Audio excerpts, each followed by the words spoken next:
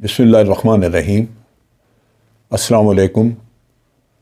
آپ دیکھ رہے ہیں ڈی ڈی پی انالیٹیکا۔ یہ ویڈیو میں جو ریکارڈ کر رہا ہوں ایک انتہائی پریشان قسم کی ذہنی کیفیت میں، افسوس اور دکھ کے احساس کے ساتھ۔ آج ہماری نیشنل اسمبلی کا اجلاس ہوا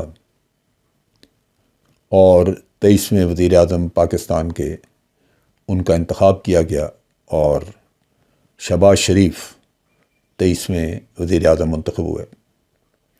اس سے پہلے پی ٹی آئی کے لوگوں نے شور شرابہ کیا، شاہ محمود قریشی نے ایک بڑی جوشیلی تقریر کی اور پھر پی ٹی آئی کے لوگ استعفے کا اعلان کر کے وہاں سے نکل گئے۔ 174 لوگوں نے غالباً اس وقت نو کانفیڈنس میں بھی ووٹ دیا تھا اور آج بھی 174 ووٹ تھے جنہوں نے شہباز شریف کو کانفیڈنس کا ووٹ دیا۔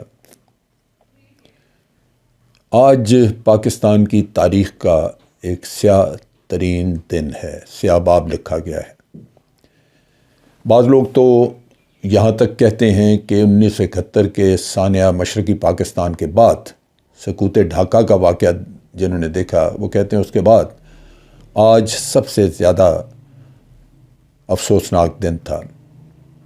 بہرصورت پاکستان میں اس وقت عوام کی فیلنگز کیا ہیں؟ میں نے خواتین کو روتے دیکھا ہے، آدمیوں کو، لوگوں کو، دوست احباب کو، سب کو یہ کہتے دیکھا ہے کہ ہم کئی دن سے رات کو سو نہیں سکتے۔ ہمیں ہر وقت یہ ذہن میں آتا ہے کہ ہم کیا کر رہے ہیں، اپنے ملک کے ساتھ ہم نے کیا کیا ہے۔ ایک وقت تھا کہ ہم ہیں بنیادی طور پہ ایک ایسی لاشعوری کی کیفیت میں کہ ہم سوچتے نہیں کہ ہم جو کچھ کر رہے ہیں اس کا انجام کیا ہوگا، اس کا نتیجہ کیا ہوگا، اس کا دنیا کیسے اس کو دیکھے گی۔ پاکستان کی عزت نہیں باہر دنیا میں کیوں نہیں ہے؟ پاکستان کو اگر ایک ایسا ملک سمجھا جاتا ہے کہ اس سے جو جی چاہے کرا لیا جائے، اگر امریکہ سمجھتا ہے کہ پاکستان جو ہے وہ اس کے پاؤں کے نیچے ہونا چاہیے تو ہونا چاہیے۔ جب ہم نے زرداری صاحب کو اس ملک کا صدر چنا، ہمیں نہیں پتا تھا کہ زرداری صاحب کیا چیز ہے۔ ہم اتنے بے وقوف ہیں کہ دنیا میں تو ریسرچ کتابیں لکھی گئیں زرداری صاحب کی کرپشن پہ، بے نظیر کی کرپشن پہ، شہباز شریف اور نواز شریف کی کرپشن پہ، اور ایک پاکستان ہے جہاں کسی کو کوئی پتہ نہیں ہے۔ جب آپ اس طرح کا کوئی اپنا حکمران چن لیں گے تو بحیثیت قوم آپ گھٹیا نظر آئیں گے دنیا کو۔ آپ کے بارے میں ایک ایسا تاثر پیدا ہوگا کہ آپ سے زیادہ گئی گزری قوم ہے کوئی نہیں۔ یہ کرپٹ لوگوں کا مجموعہ ہے یہ کرپٹ لوگوں کا۔ اس کو جیسے جی چاہے کوئی ہینڈل کر لے، جیسے جی چاہے خرید لے۔ بحیثیت قوم آپ ذلیل ہو جاتے ہیں ان چیزوں کی وجہ سے۔ اب آج جو واقعہ ہوا ہے، اب اس کا دیکھ لیجئے بیک گراؤنڈ۔ میں آج ایک ٹیلی ویژن چینل پہ مجھے انہوں نے کمنٹ کرنے کے لیے، میں اس پریشانی کی وجہ سے پچھلے تقریباً جس دن سے یہ نو کانفیڈنس کا قصہ آیا ہے، میں 99% ٹیلی ویژن چینلز کو اوائڈ کر رہا ہوں۔ میں اس کے اوپر کوئی پروگرام کسی میں حصہ نہیں لیتا، اور اس کی بنیادی وجہ یہی ہے کہ میں محسوس کرتا ہوں کہ یہ وقت نہیں ہے کہ میں کوئی ایسی بات کروں جس سے کہ بلا وجہ اشتعال پیدا ہو، لیکن میں اوائڈ کر رہا ہوں۔ لیکن آج ایک چینل میں انہوں نے کچھ 6 دفعہ مجھے کہا اور انسسٹ کیا کہ میں بات کروں، لہذا جب میں نے بات کی تو پھر وہی قصہ میں نے کہا کہ بڑے افسوس کی بات ہے کہ آج ہم ایک ایسے آدمی کو اپنا وزیر اعظم بنا رہے ہیں، اور ایک ایسے آدمی کو، اسی کے بیٹے کو ہم وزیر اعلیٰ پنجاب کا، سب سے بڑے صوبے کا وزیر اعلیٰ بنانا چاہ رہے ہیں۔ یہ وہ لوگ ہیں جن کے اوپر سینکڑوں کرپشن کے لوگ ہیں، کیسز ہیں۔ یہ وہ لوگ ہیں جن کے اوپر سیکچول ہیرسمنٹ کے یہ الزامات ہیں۔ تو مجھے اینکر کہنے لگا کہ جناب یہ کرپشن کے کیسز ثابت تو نہیں ہوئے۔ میں نے کہا تمہیں شرم سے ڈوب مرنا چاہیے۔ تم اندھے ہو، تمہیں نظر نہیں آتا کہ اب جو کیسز چل رہے تھے اس میں پچھلے 1 سال سے 1.5 سال سے کوشش کی جا رہی ہے کہ ان کے اوپر فرد جرم عائد ہو، وہ عائد نہیں کی جا رہی۔ عدالت بھی ملی ہوئی ہے اور یہ بھی روزانہ کبھی وکیل عمرے پہ چلا گیا، کبھی ہم ادھر ہیں کبھی ادھر ہیں. کوئی بہانے کی انتہا ہوتی ہے. میں نے تو دنیا میں کہیں ایسا نظام نہیں دیکھا جہاں ریاست بے بس ہو، کسی کو کٹہرے میں لا ہی نہیں سکتی. اتنی بے بسی ریاست کی.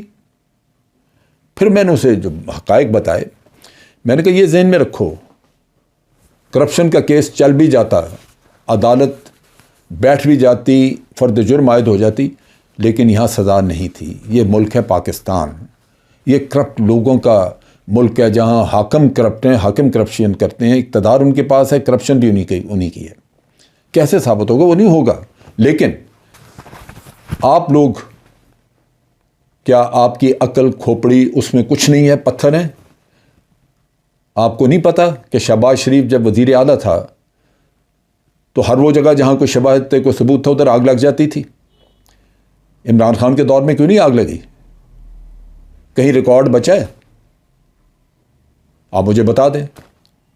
اگر کہیں ریکارڈ موجود ہے جہاں آپ نے لینڈ ایکوزیشن کی، موٹر وے بننے لگا، رنگ روڈ بننے لگی، نندی پور پاور پروجیکٹ بننے لگا، جہاں کچھ ہوا پیسے کے انوالومنٹ وہاں ریکارڈ جل گیا. پھر میں نے اس سے پوچھا، میں نے کہا مجھے یہ بھی بتاؤ کہ سلمان شہباز جو ان کا بیٹا ہے وہ باہر کیوں بھاگا ہوا ہے؟ علی جو ان کا داماد ہے وہ باہر کیوں بھاگا ہوا ہے؟ میں نے کہا آپ لوگوں کو کچھ سمجھ نہیں لگتی ان چیزوں کی. اور اس نے آگے سے جواب دیا کہ عمران خان وہ کیس نہیں چلاتے جو ان کا بی آر ٹی پہ بھی تو الزام ہے، فلانے پہ بھی ہے. میں نے کہا بالکل ہے، لیکن اس کا علاج یہ نہیں ہے کہ اگر عمران خان کے لوگوں نے چوری کی ہے تو آپ چھوٹے چور کی بجائے بڑے چور کو لا کے بٹھا دیں. اس کا تو علاج یہ تھا کہ آپ عمران خان سے یہ مطالبہ کرتے کہ جناب آپ ان پہ مقدمے چلائیں. لیکن چلاتے کیسے؟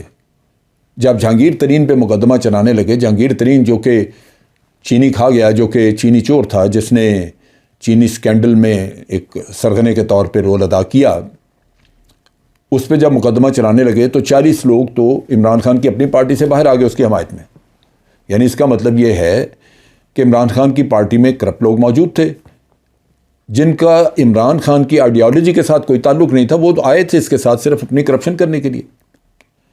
تو یہی تو وقت آیا جب وہ کرپٹ لوگ چھوڑ کے واپس گئے اس اپوزیشن میں، کوئی پی ایم ایل این میں، کوئی ان کے ساتھ مل گیا جن کو زرداری صاحب نے میریٹ میں قید کیے رکھا. تو آج ہی تو وہ پی ٹی آئی پاک ہوئی تھی، آج ہی تو وہ صاف ہوئی تھی. وہ چور بیکاؤ تو آج ہی نکلے تھے اس سے، تو آج ہی ہم نے اس سے حمایت بھی کھینچ لی، کیونکہ ہمیں پسند تھے وہ جو زیادہ بڑے چور ہیں. اور ایک بات اور، یہ تو ہے بات کرپشن کی جس میں یہ سارے ملوث ہیں. کس کو پتہ نہیں ہے زرداری صاحب کی کہانیوں کا؟ کس کو پتہ نہیں ہے کہ مقصود چپڑاسی کون تھا اور باقی لوگ کون کون، جو کوئی فرودے والا، کوئی ٹھیلے والا، کوئی ورکر، کوئی مزدور جن کے ناموں پہ آپ نے اکاؤنٹ کھولے ہوئے تھے. وہ زرداری صاحب کے بھی تھے، کوئی فرودے والا، کچھ اور ان کے بھی ہیں. اور بھی کرپشن کی کہانیاں تو بہت ہیں. لیکن وہاں پہ سندھ میں ساتھ یہ ہے کہ قاتلوں کی سرپرستی، وہاں پہ کراچی میں آپ حالات کو دوبارہ قتل و غارت کی طرف دھکیل رہے ہیں. وہاں پہ کورام مچے گا، طوفان مچے گا تو پھر گول کھیلا جا سکے گا، آپ زیادہ بڑے پیمانے پہ کرپشن اور معاملات چلا سکیں گے کیونکہ سب کی توجہ ادھر ہو جائے گی. لیکن اس کے ساتھ ساتھ ذرا میاں صاحب کے بھی، میاں فیملی کا بھی کام دیکھ لیں. پاکستان ہم سب کی ماں ہے. ماں میں کیوں کہتا ہوں؟ یہ وطن ہے تو ہم ہیں. ماں کا درجہ دیں گے تو آپ اس کی قدر کریں گے، اس کی عزت کریں گے، اس کی رکھوالی کریں گے. اور ہمیشہ جن بھی ممالک میں اپنے وطن کے اوپر جان قربان کی جاتی ہے وہاں پہ وطن کو ماں کا درجہ دیا جاتا ہے. میں بھی یہاں بیٹھ کے اس وطن کو اپنی ماں سمجھتا ہوں. لیکن میں نے اس سے پہلے بھی ایک ویڈیو کی اور شعر وہی ہے، تہمت لگا کے ماں پہ جو دشمن سے داد لے، ایسے سخن فروش کو مر جانا چاہیے. میرے پاکستان کے اوپر تہمت لگائی، غلاظت بولی افغانستان کے حمداللہ محب نے۔ اس نے کہا پاکستان ایک رنڈی خانہ ہے، چکلا ہے، ہیرا منڈی ہے، اور اس کا پاکستان نے بائیکاٹ کیا، اور اس شخص کو 3-4 دن کے بعد میاں نواز شریف نے، چونکہ وہ پاکستان مخالف بیان دیے تھے، اور میاں صاحب نے اس کو وہاں پہ ویلکم کیا اپنے لندن آفس میں، خاطر مزارت کی اور ہمارے زخموں پہ نمک پھینکا۔ یہ بھی خیال نہ ہے، ہمارا تو چھوڑ دیں، یہ بھی خیال نہ ہے کہ جس جگہ کو وہ رنڈی خانہ کہہ رہا ہے، آپ کی بیٹی وہاں رہ رہی ہے، آپ کا بھائی وہاں رہ رہا ہے، اور دشمن سے داد لینے کے لیے آپ نے یہاں ڈان اخبار کو استعمال کرتے ہوئے اس میں کہا، انٹرویو دیا کہ کیا بامبے میں دہشت گردی جو ہوئی 162 لوگ مارے گئے، وہ لوگ بھیجنے چاہیے تھے جو جا کے وہاں پہ جنہوں نے یہ کام کیا، ہم نے بھیجے ہیں وہ۔ آج ریسرچ کی ہوئی دنیا، 8 سال ریسرچ کی جرمنی کے ایک جرنلسٹ نے، جس نے اس کے بعد بیٹریول آف انڈیا کے نام سے کتاب لکھی، اور وہ یہ کہتا ہے کہ انٹرنیشنل سازش تھی جس میں را شامل تھی، جس میں موساد شامل تھی، اور جس میں CIA شامل تھا، کہ پاکستان کو گھیرنا ہے، پاکستان کے کوئی لوگ استعمال کرنے ہیں، اور یہ کام کر کے پاکستان کو کٹہرے میں کھڑا کر کے تو پھر اس کے بعد پاکستان سے اپنی مرضی کے کام کروانے افغانستان میں۔ یہ وہ دکھ ہے کہ اپنی ماں پہ تہمت لگاتے ہیں۔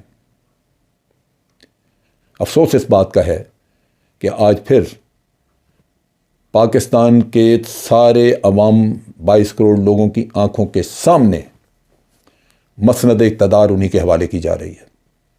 اس سے بڑا المیہ سانحہ اور کوئی نہیں ہو سکتا، جہاں اخلاقیات کا جنازہ اور ایک قوم کی خواہشات اور اس کی تمناؤں پہ پانی پھیر دیا جائے۔